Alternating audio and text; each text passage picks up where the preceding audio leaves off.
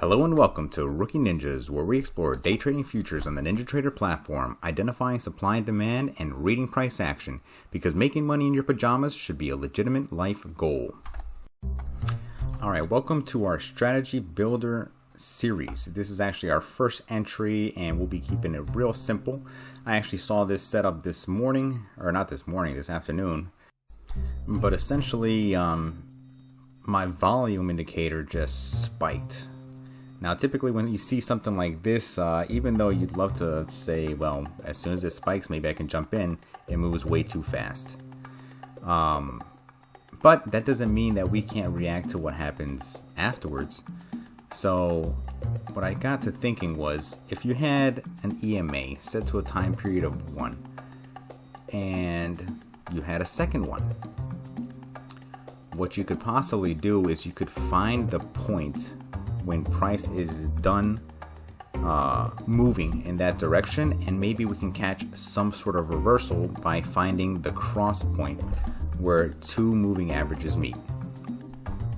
That'll be the idea, and what we're going to have to end up doing is, well, using the strategy builder feature on NinjaTrader to see what kind of code we can put together to catch these moments.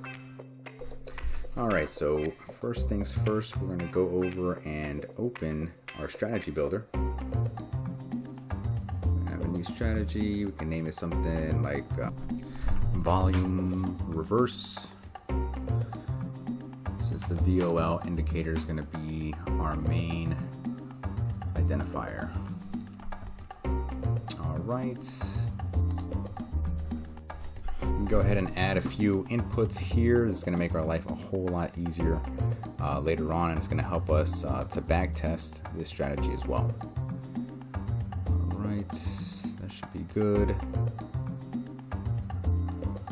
And we'll be using, let's see here. On second thought, we would actually need to add one more step, make this a two-step system, and we're going to add a variable. This is essentially what's going to be what kicks this strategy into motion. So we can name this one entry setup, and we're going to change it from integer to boil, and we're going to leave it as false. Gotta be careful to leave spaces when you type these names. It will give you an error report. Backspace, and we're good.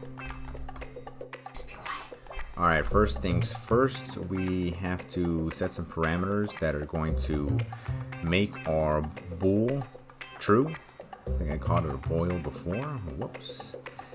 So we're going to take our volume indicator, and essentially we're going to say that once our volume indicator is greater or equal to our volume input, which we have set to 5,000, that's going to be the switch that's going to make our bool true. Alright, for our second set, assuming that our bool has been made true, next we'll need the action that's going to set this off. So we'll choose our EMA. We're going to use two EMAs, and this first one we'll go ahead and set it to our price value. It'll remain at 1, and essentially whenever this EMA crosses over our EMA 1, which will have our setting of 5 like we did before, that's going to trigger a long order. Actually, on second thought, because we have a strategy that's built on bar close, it would be better if we instead set up our indicator to have two steps. So we're going to recognize that our EMA will be less than our second EMA. So price will be less than EMA 1 2 bars ago. And then, so long as the following bar price is greater than EMA 1, then we will enter a long order. I think setting it up like this is going to just help the strategy play out, give it room to breathe so it doesn't have to react in an instant. And yeah, see how it works out. That'll do it for a long setup. In order to make our short, just duplicate your set so that set 3 comes out being identical to set 2. The only difference is we'll switch these signs around. So long as price is actually greater than our EMA1 and then it becomes less, then that'll trigger our entry for a short trade. Alright, before we move on, let's add a couple extra inputs. We're going to set our profit targets, maybe something like 20 ticks, and our stop loss to 20 ticks sounds good. That way we can go ahead and add a target as well. We use these inputs so that later on in the strategy, if we did want to change what our targets was, maybe what your moving averages that you're using, it makes it real easy to do, especially once you run it through the analyzer.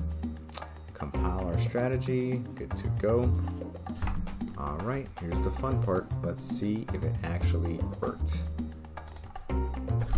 Alright, now to set up our strategy and see if it works. Enabled, looks good, and nothing. Oh boy. Oh, it's embarrassing. Let's see if we can figure out what went wrong. Alright, let's try a different strategy. We're going to open up our analyzer and see if this strategy is picking up on anything.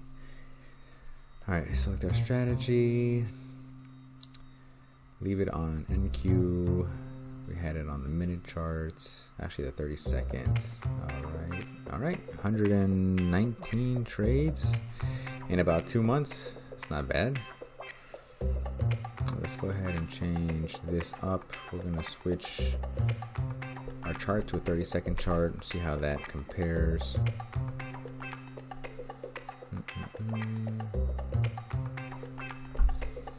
Alright, we're positive, sitting at 59%, not too shabby.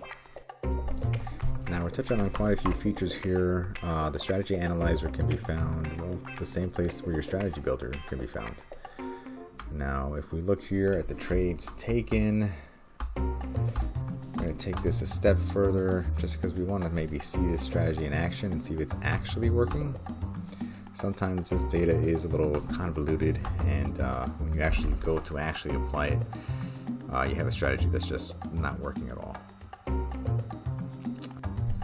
I'll try it again here to see if I can get some trades to show up on our chart, but unfortunately I couldn't get it to happen. So what we're going to try doing is we're going to go down, let's see, we're going to go down to our connections, disconnect, and we're going to see if we can actually upload one of the trades that's showing up on the strategy analyzer.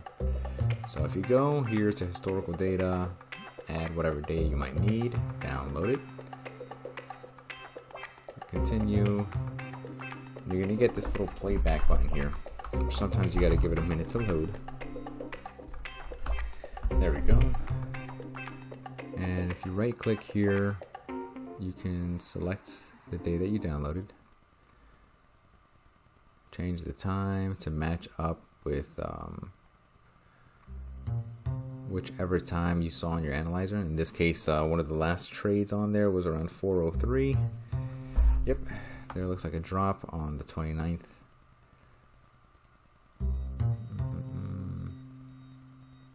Okay, perfect. So let's go ahead and make sure our strategy is enabled.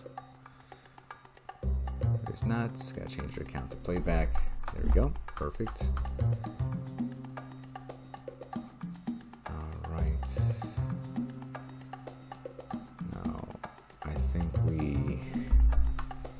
Missed our point. If we look back, yeah, in 30 seconds. Okay, so at the 30-second mark, this should initiate our trade. Maybe. We'll see.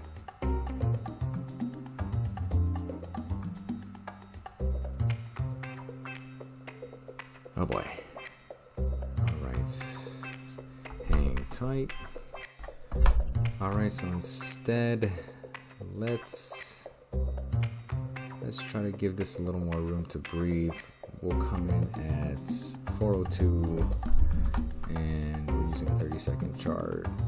So yeah, give it a little time. Loaded, strategy is enabled, perfect. So just hit play and cross our fingers.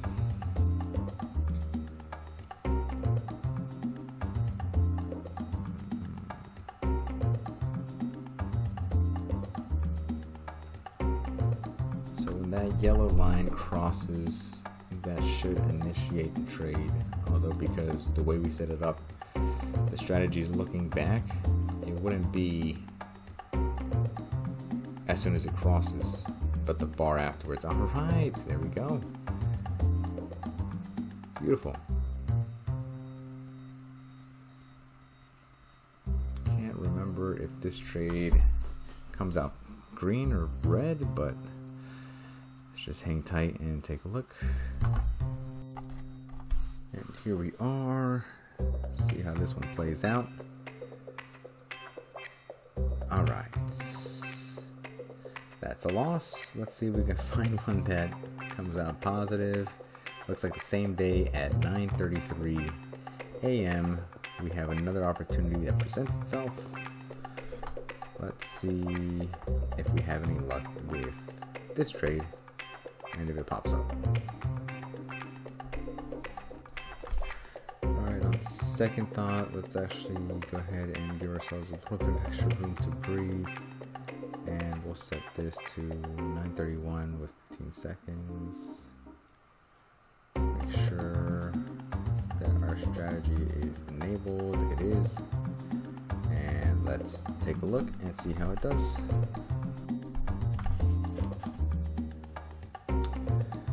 Be nice and patient. I do have it going a little faster here, but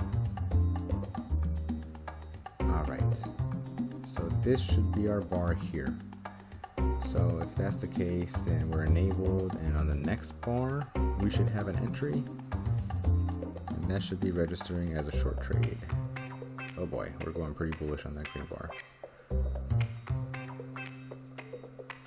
This should be our entry. Our entry bar. Hey, look at that. How nice.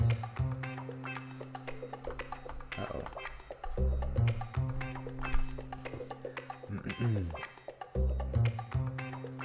Alright, perfect. Just like the strategy played out, or the strategy analyzer said, we have a winning trade. And it's matching up with the analyzer. Alright, this next part is probably my favorite of what you can do with the strategy analyzer. You're going to go right here and you're going to switch it from back testing to optimization, and this is going to let you test different scenarios and pretty much compare and contrast our different inputs that we created in the beginning. That giggle was my daughter. So for this part here, essentially we're setting ranges where the inputs that we put before, their values are going to range between these two marks. So our EMA will test between 3 and 10 while shifting in integers of 1. Volume between 2,000 and 5,000.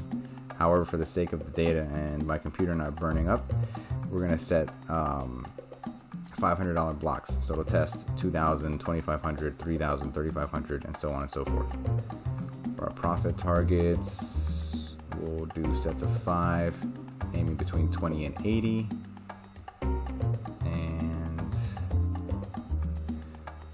before you can run the analyzer, you do have to turn off your playback. It won't work with that. So we'll set up our rhythmic one more time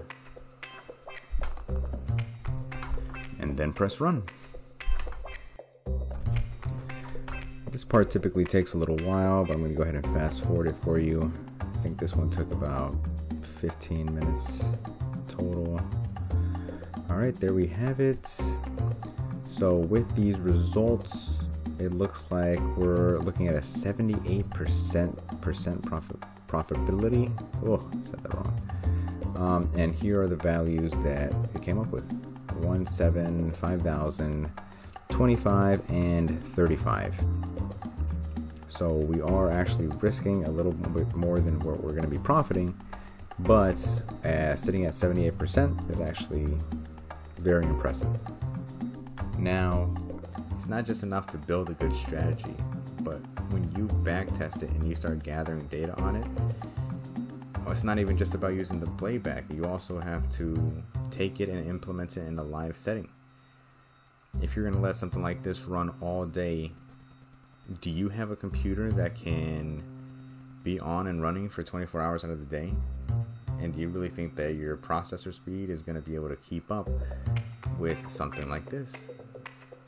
This is something, we use things like this to really help read price action. So when you see something like this happen in real time, you'll be ready to enter one of the trades. Having a strategy run on its own, though, you can do it, but you do need to make sure that you have the right type of equipment that's going to be able to keep up with NinjaTrader's software and different processes that it's going to be handling at that time. Alright, before I wrap up this video, I'm going to go ahead and upload another day, and we're going to take the final result here from the 29th, and we're going to go through our playback and see if we can actually backtest this and see if it's matching up with our analyzer. Going back to what I said before, any strategy that you build and any results you get from the analyzer, it's all fantastic, but it really does play out better if you could go back and really see these trades in action. Take the time. Don't build a good strategy and immediately put it on a funded account or trial account or a cash account. You're going to want to take your time. When it comes to trading, really the most important part is collecting data. We're looking for patterns, and we're seeing how those patterns play out in certain scenarios. It's not about being willy-nilly. That's more like gambling. But if we can identify certain opportunities, we can find profitable moments. Alright, let's take a look. Beautiful. So here's our updated numbers, and when we upload our day, it looks like it is matching up with our analyzer. It's a great look. So if I was going to look at a strategy like this one, I would definitely take maybe the next month and continue to look for opportunities that present themselves, catch a few, as many as I can in a live scenario, maybe with a sim account, and I'd go from there. But these results look very good. Alright, and that'll do it. If you're interested in the raw code for this or a slightly enhanced version, I'll have my contact below. I do always like to take these strategies and just see what they can be scaled up to. You gotta understand that the results that we have are only trading with one contract. For example, here, what if we were to switch it to 10? Maybe when you hit certain profit targets, you decide to up the ante and add contracts to it.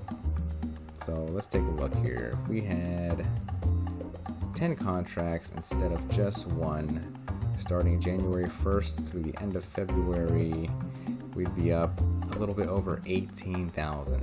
Wow. That'd be amazing, but like I said before, there's a lot of extra backtesting to run through. Alright, and that'll do it for this episode. Stay tuned next time, and until then, happy trading.